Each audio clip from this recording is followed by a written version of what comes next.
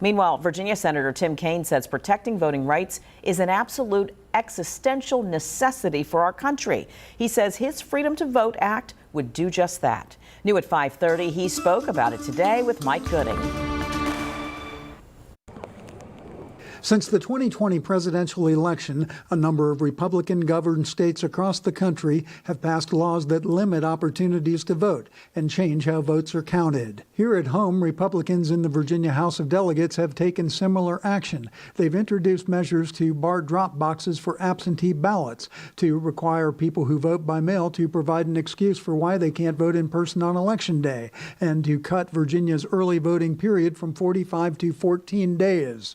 In response, Senator Tim Kaine has introduced the Freedom to Vote John R. Lewis Act, which he says improves access to the ballot, advances election integrity reforms, and protects democracy from attacks. And now, for the first time in many years, we will have an actual debate about voting rights on the floor of the United States Senate.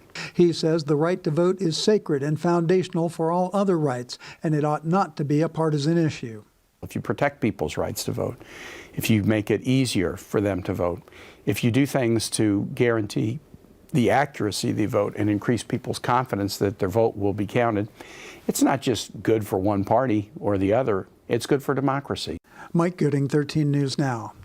The Freedom to Vote Act already passed in the House of Representatives 220 to 203, with all Democrats in support and all Republicans opposed.